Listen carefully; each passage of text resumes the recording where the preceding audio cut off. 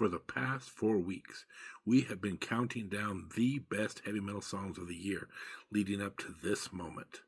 The top 25 heavy metal songs of the year. Next.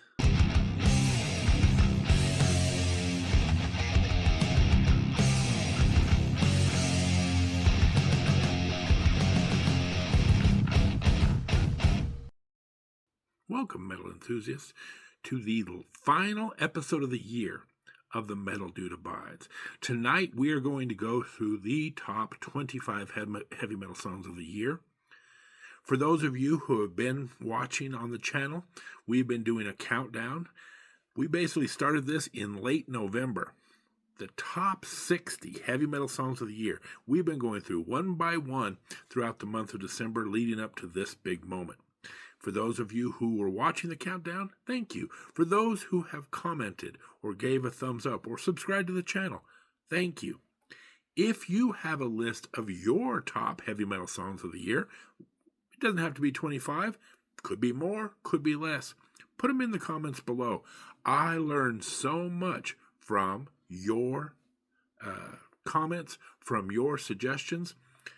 As I always like to say, this is not my full-time job, and there is a lot of good metal out there.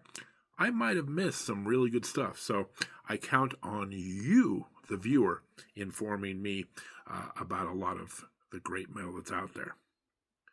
Having said all that, we are ready to get started on the list, so let's get to number 25.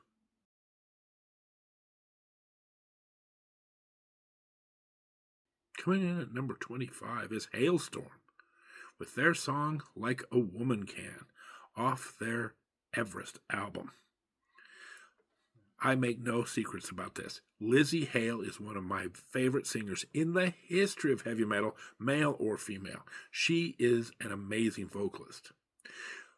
But when she goes hard in the paint and tackles really heavy emotional issues, she is a force to be reckoned with.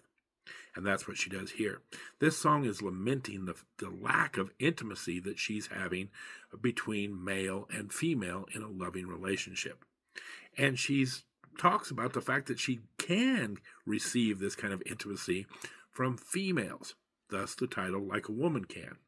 Now this song is really brilliantly put together because Lzzy is on the piano, delicately playing in the background, representing that feminine intimacy, while her brother, R.J. Hale, is pounding away on the drums, really showing off the masculine, powerful side of the equation. By the way, Lizzy's the cornerstone of this band, no doubt about it, but I'm going to go out on a record say, R.J., this is the best he's ever sounded. I think this album is his pinnacle of his career. Now, if you like this song as much as I do, there's also a live version that Halestorm does with Apocalyptica. That's right, piano, drums, and cellos. So check that one out as well.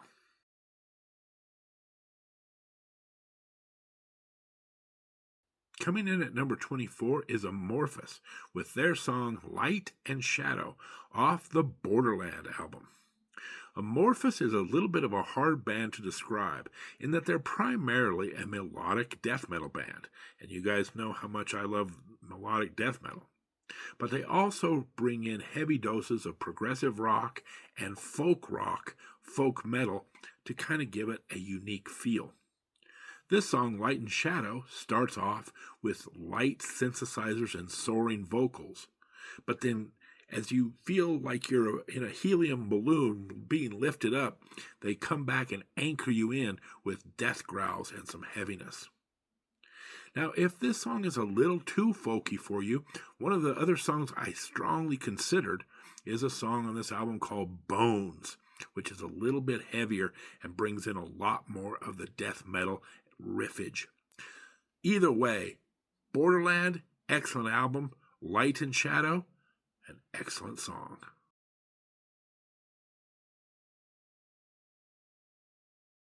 For those of you wondering, where's the black metal?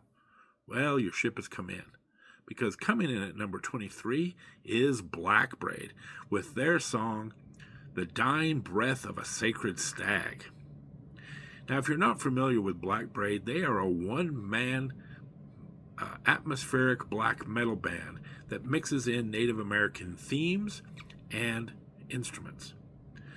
For instance, this album, the atmosphere really brings you into a forest type setting. Now, this song in particular, I love the guitars on it because it starts out for about a minute, kind of an acoustical guitar over top of the riff. Then about a minute in, it really kicks in with some heavy thunder underneath. But on top of that, they layer in some absolute shredding guitar. I love this 2 minutes of this song. If you go in and listen to it, I love the way he takes the two different guitars and blends them together perfectly. Then the song really breaks into kind of just heavy riffs, but there's like 3 different tempo changes that are all woven in off that same riff. And then finally, and I think brilliantly so, the album winds back up on that same acoustic riff that you came into this song with. This guy is a genius. Chef's Kiss. This is one of the most brilliant musicians on the list. They really understand how to bring that atmosphere and how to use different instruments to create different songs and moods. I love this song and I love this band, Black Braid.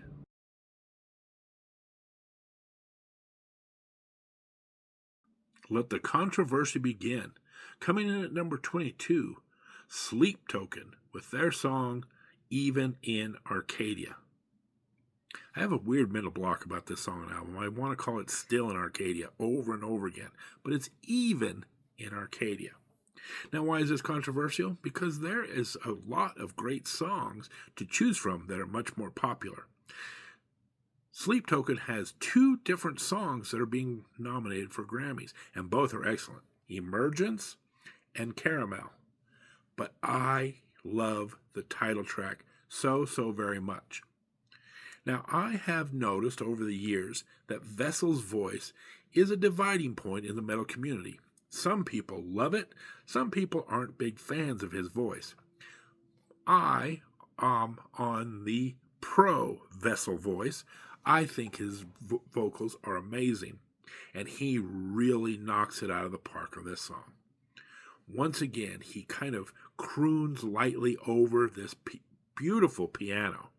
But as the song picks up intensity, so does his voice. And he constantly keeps his voice going up and up to match the intensity of the song. All to lead to this big booming growl at the end that then leads off to this beautiful ending with the cello. I think this is a masterpiece song. If you like Emergence, if you like Caramel, you can put those in here. They're all great. But for me, the title track is the way to go.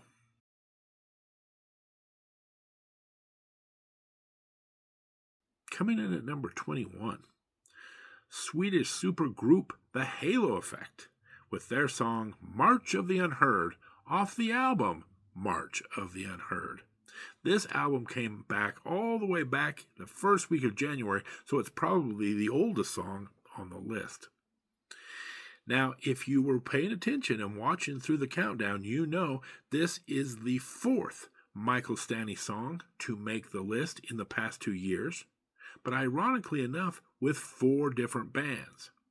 He made the list last year with both Dark Tranquillity and Cemetery Skyline. And earlier in the countdown, he put a song on here with Grand Cadaver, and here he puts one on with The Halo Effect. Now, if I had to pick one, I think The Halo Effect is my favorite of the Michael Stanley bands. Now, as for March of the Unheard, in the video, which I have attached below, the whole premise is around a marching band, which makes sense.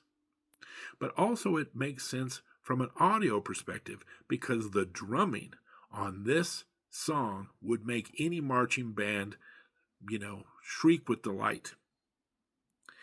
One other thing, because Michael Stanley is the hardest working man in show business, not only did he make the list, again, with 4 different bands, the Halo Effect also put out some covers right at the time where I was starting this countdown. And they do a cover of the old Danzig, How the Gods Kill, which I was tempted to put on this list. It's that good of a cover. So check out March of the Unheard, but also go to their recently released album full of covers and check out How the Gods Kill. You'll be glad you did.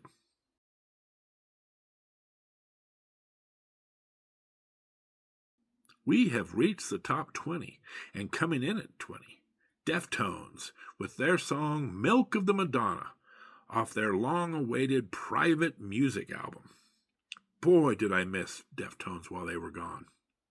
This song starts out with this kind of weird little echoey effect before breaking into this hypnotic riff. I love the riff on this album. Now Chino comes in with some haunting vocals, and Stephen's riff kind of grows a little bit distorted and kind of moves off a little into the distance. Now the key to good the Deftones music is to be both crisp and hazy. That's the key to that shoegazy type of sound that the Deftones have mastered over the years. The production on this album, I've been saying it all over the place, may be the best produced album of the year. They went back to an old producer who had put out some of the best Deftones material back in the past, and it works. This is the best, most focused version of the Deftones I've heard in a long time. This album and this song is pure genius.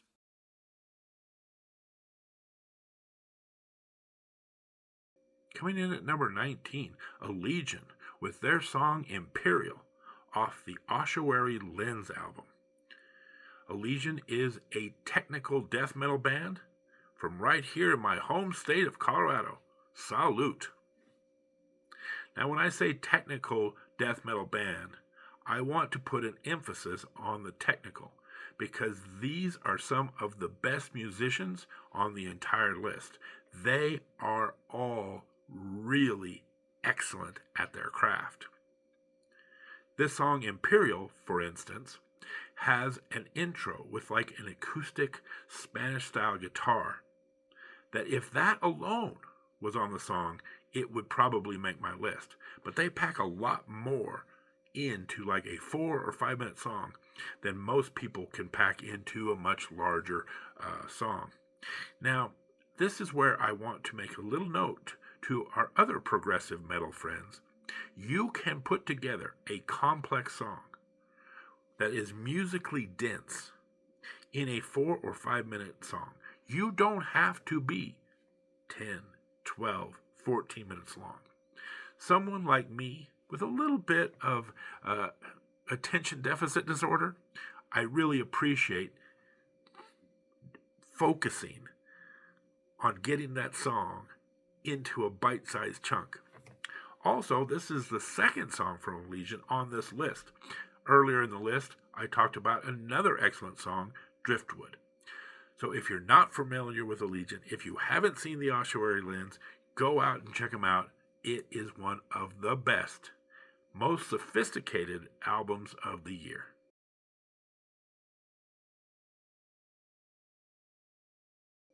Coming in at number 18, Elevati with their song Prodigal Ones off the Anu album. Now, I'm reshooting the segment for a simple reason. I have been butchering the name of this band and the name of this album for weeks, but I recently saw someone else, a much more knowledgeable person than me, on the subject talking about this album, and they pronounced it Elevati and Anu. And I thought, I've been saying Anv, A-N-V, but the V is actually a U. I've noticed a lot in heavy metal, we sometimes put V's in instead of the U's, for aesthetic purposes. Threw me off anyway, so Anu it is. Anyway, Elevati is a folk metal band, and I have to say I'm not a huge fan of folk metal generally because it's a little bit too light and airy and a little bit sing-songy. But Elevati has taken folk metal and combined it with death metal and have made it heavier and crunchier. When I was going through my list with someone, I ran into this song, And they even said, wow, I've heard of this band. I've heard a few songs from this band. I never knew they were this heavy. So if you fall into the camp of, hey, I never knew this band was that heavy, check out their new album and check out this song, Prodigal Ones. I think it presents them in a whole new light, and I think this is the best stuff they put out in their careers.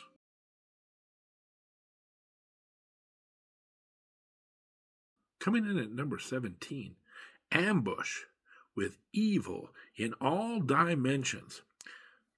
This is the title track to the album, Evil in All Dimensions. Man, I fell in love with this song. So catchy, so infectious. Now, if you've been paying attention to the countdown, this is the second new wave of traditional heavy metal band from Sweden. But unlike the previous entry, Century, who took that traditional heavy metal and blended it with that Swedish melody, this is more old school traditional heavy metal. Think about a Swedish version of Judas Priest. This song is fast and furious. It is a 5-man band, much like Judas Priest, with dueling guitars, the whole works. The pace on this song starts out hot and stays hot throughout. This band almost made my top 25 heavy metal albums of the year with this album. And this song, in my opinion, is the centerpiece. Best song on the album, filled with a lot of very good songs. You need to check them out.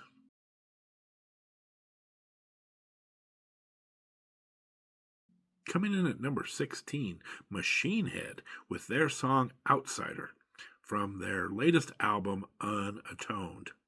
Machine Head is a veteran groove metal band from right here in the good old US of A. Now, true to their groove metal form, there is a lot of catchy songs on this album. The hardest part I had was choosing which one would make my list. But Outsider got it for a couple reasons. Number one, the formatting of the song, with its very kind of soft melodic choruses intermixed with these heavy, gravelly verses. Robb Flynn tells a story with his vocals, which is very cool. You can tell by his vocals, his disgust is palpable, and he, in his inflections, reflect that perfectly in the song. You sense his frustration. You sense his disgust. Sometimes the way a vocalist sings a song to evoke a certain emotion is very underrated. Robb Flynn does a great job on this song.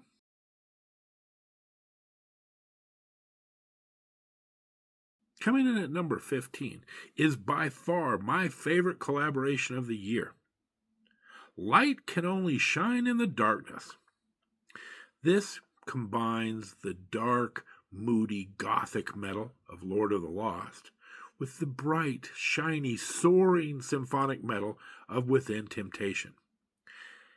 And while it might not sound like it works perfectly. This is a genius combination. Now, the album starts off light, with Sharon singing in almost a whispering tone. So much so that when the riff kicks in, it almost catches you by surprise just how heavy this riff is and this song becomes. This is a great duet that plays off the really differences between their two voices.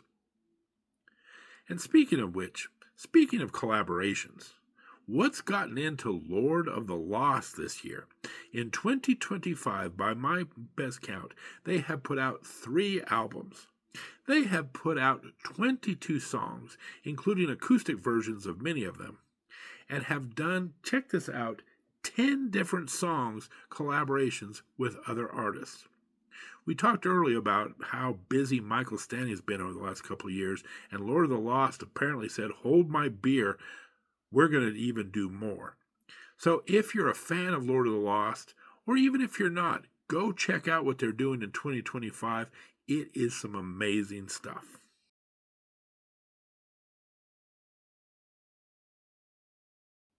Coming in at number 14 is Malevolence with their song Salt the Wound off their album Where Only the Truth is Spoken. I gotta tell you, this song is up nomination for the best metalcore song of the year. It is terrific. And one of the reasons it makes it terrific is their use of guitars on this song. It starts out with a very moody acoustical type beginning that really sets the melancholy tone for this song. But then when the chorus kicks in, it comes in heavy. Okay, nothing out of the ordinary here. But at the end of the first chorus, they just break into this piercing guitar solo that's way up high in the register, greatly contrasting that heaviness that has been part of that chorus.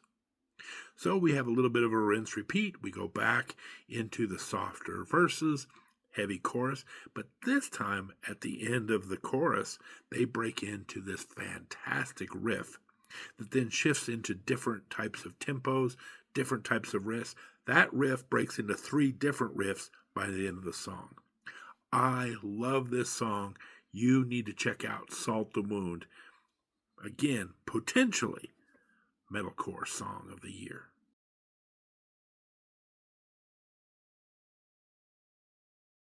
Coming in at number 13, Cradle of Filth with their song White Hellebore off the Screaming of the Valkyries album. Black metal is many things. Crushing, suffocating, heavy, somber. But it's rarely catchy. This is some of the catchiest black metal I've ever heard. One other thing, is this the year for unbelievable duets? We've had a few on the list already, and here Cradle of Filth throws in. This is a duet between, well, it's not a true duet, I suppose. Most of the vocals on the song are done by Danny, but he brings in Zoe Marie Fedorov, who does some very operatic vocals in contrast with his vocals, and again, it is very effective. I really love this. There are so many catchy songs on this album, it was hard to pick one, but Zoe Marie Fedorov, that blend of vocals, put this one at the top of the list. But check out the entire new Cradle of Filth album. Once again, the catchiest black metal you'll ever hear.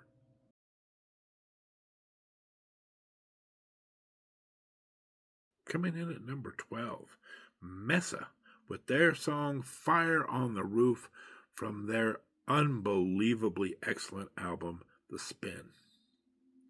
Mesa has to be my favorite discovery of 2025.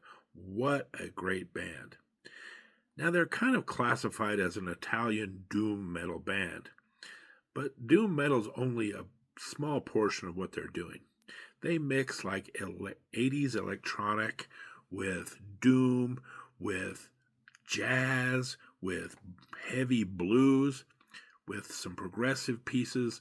This song, this whole album has to be listened to again and again to really capture all the subtle brilliance of this album.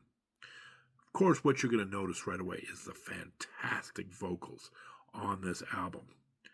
But I believe this is one of those albums that I loved it the first time I heard it, but I love it more and more with each time I listen to it. I think that while I've singled out Fire on the Roof, this is one of those times where I just say, yes, that's the best song on the album, but you've got to go hear the whole album. You got to hear this song in context of all the other songs. If you go out and listen to The Spin, you're going to fall in love with this band just like I did.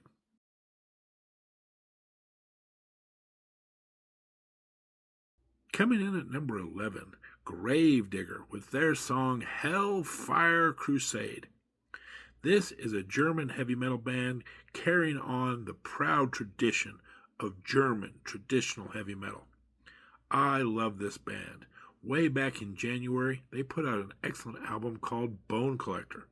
But don't go looking for that song on that album. This was actually a single they released a couple months later, like in April. It is a standalone single, and it is excellent. I don't know if this is going to find its way on a future album or not, so you might miss it. Make sure you look for it. Because I'm telling you right now, this song might just be the best traditional heavy metal song of 2025.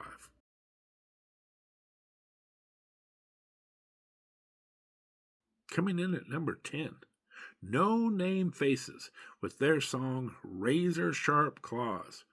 Warning, infectious riffs aplenty.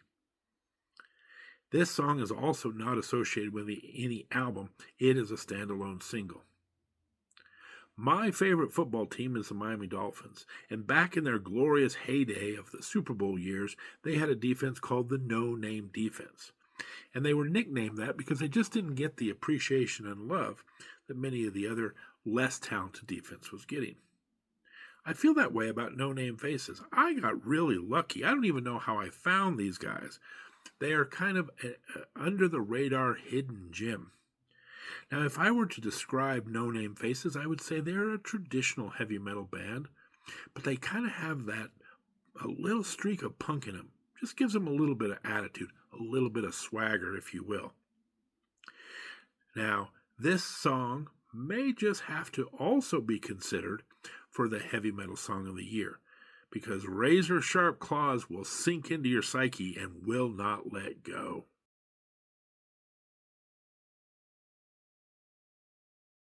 Coming in at number 9, Warbringer with their song Strike, Strike from the Sky, off their Wrath and Ruin album. What can I say? California still produces some of the best thrash metal in all the land. This song kicks off with a frantic pace and some literally glass-shattering screams. I think that this may be the best thrash metal song of the year, and that is saying a ton because this has been an exceptionally good year for thrash metal. Now, I was tempted because there's another fantastic song on here called The Sword and the Cross, really great crusade metal.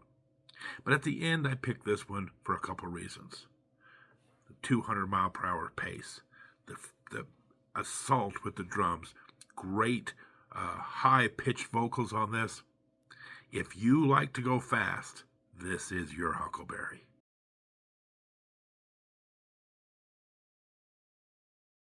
Coming in at number 8, Benediction, with their song Engines of War, off their Ravage of Empires album.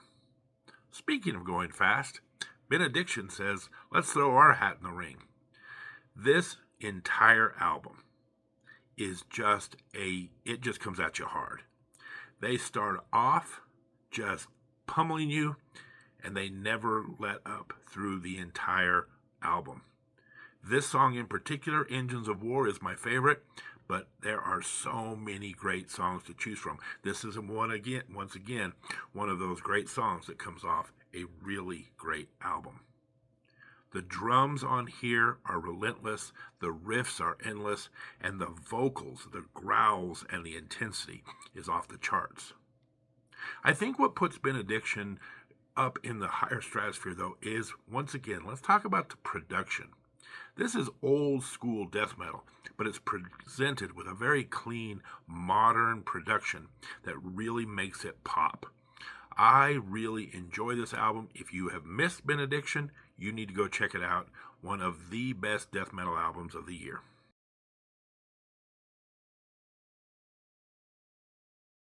Coming in at number 7, Paradise Lost, with their song Silence Like the Grave, off the unbelievably good Ascension album.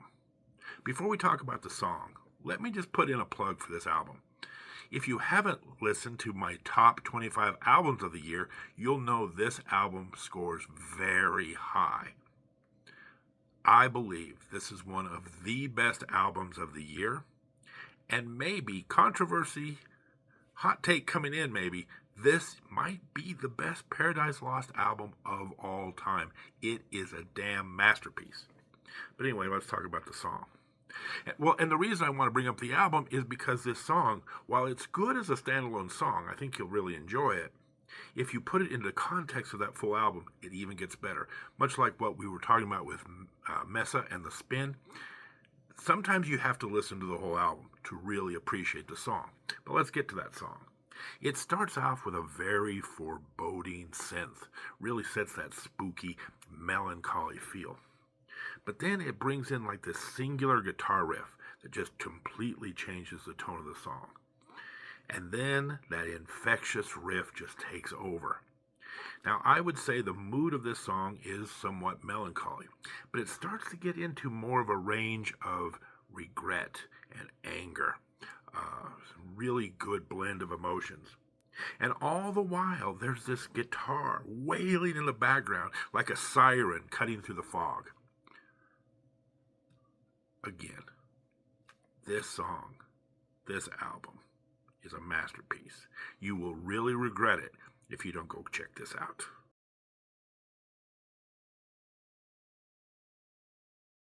Coming in at number 6, Orbit Culture with their song Hydra off the excellent Death Above Life album. If you're not familiar with Orbit Culture, they are a Swedish melodic death metal band, and they are at the top of their game right now. This is the second song on the list from Orbit Culture. Earlier in the list, they had the excellent The Tales of War. Now, there's many great songs on this album, but I selected these two songs in particular because not only are they great songs, but they bring in some really cool atmosphere. Orbit Culture made a decision to bring in a producer for the first time, and it really pays off here. This song, the beginning of this song, reminds me of Godzilla coming out of the ocean and jeopardizing Tokyo. And any time a song makes me think about Godzilla rampaging through a city, that's a good thing, because I am a bit of a Godzilla mark. Now, after that really cool intro, they just break into these big, heavy 500-pound riffs. But then they do something a little bit interesting. At about the 3.5-minute mark, they kind of take a step back. The song kind of mellows for just a second so it can build back up to this ridiculous crescendo where Nicholas does this amazing growl, and then they have this like percussive explosion that happens. Really love, again, the song and the production and the atmosphere all come together perfectly in this song. If you haven't checked out Orbit Culture, spoiler alert, once again, they are one of the best heavy metal albums of the year. Go check out Top 25 Heavy Metal Albums of the Year to hear more about it. But Orbit Culture is the best band going today.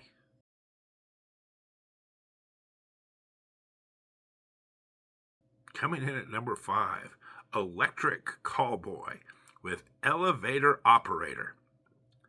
This song is so catchy, it should come with a warning label.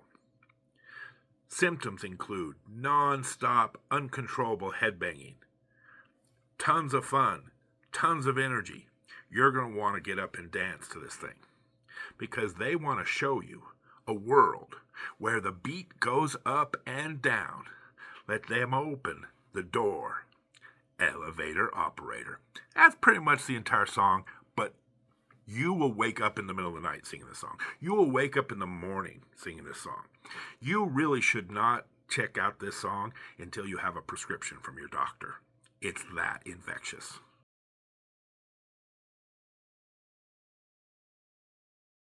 Coming in at number 4, Avatarium with Long Black Waves off their excellent Between You, God, the Devil, and the Dead.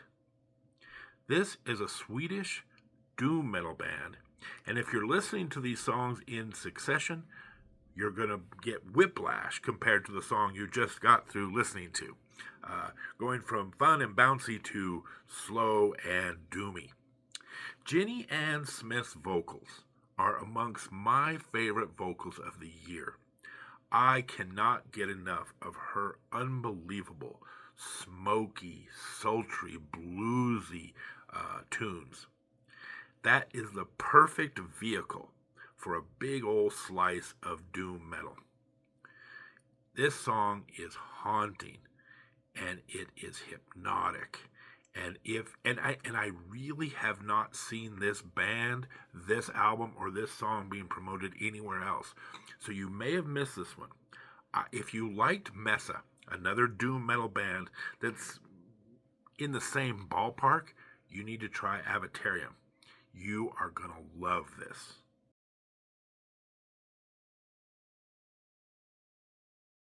Coming in at number 3, Rivers of Nile with their song House of Light off their self-titled album, Rivers of Nile. Rivers of Nile is an American progressive death metal band. I think we can all agree that team chemistry, band chemistry, is an important element. And if you don't have that good chemistry, it can hold you back from reaching your potential. Rivers of Nile ran into that problem and needed to have a bit of a shakeup, if you will. They needed to tweak the formula. But what they came up with on the other side is absolute brilliance because they found the perfect blend of melody and heaviness. Lots of clean vocals that build up into these heavy, crushing apexes in their songs. Exhibit A, House of Light.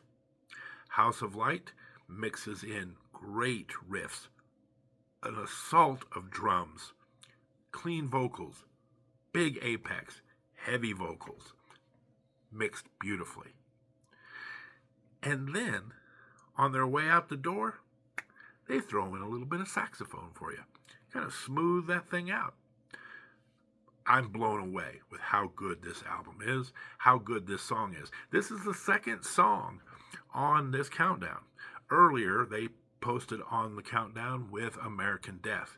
And quite frankly, there was 3 or 4 songs on here that could have easily made this list. So go out and check out Rivers of Nile and enjoy the rebirth of this great band.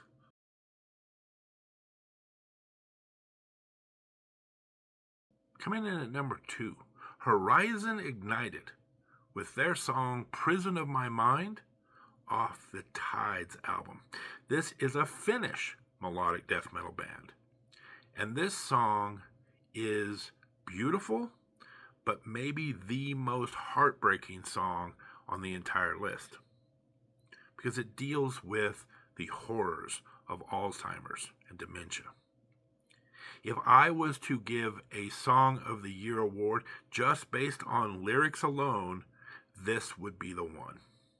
Just unbelievable lyrics. I could sit here and quote the whole song. It is, from start to finish, one of the best written songs I've heard in years. And I don't want to mess it up, so I'm going to read some of these lyrics. A particularly poignant passage in here that says, "My mind is not my own anymore. I'm lost and scared, and I feel alone. Let me still feel loved. Let me feel alive once more." That's just a sample. What I would recommend, first of all, Horizon Ignited, again, a band that I haven't seen on a lot of lists. Their entire Tides album is really good. But go get Prison of My Mind, pull it up, listen to it, but then pull up the lyrics alongside it. Like I said, heartbreaking lyrics wrapped in a very beautiful song.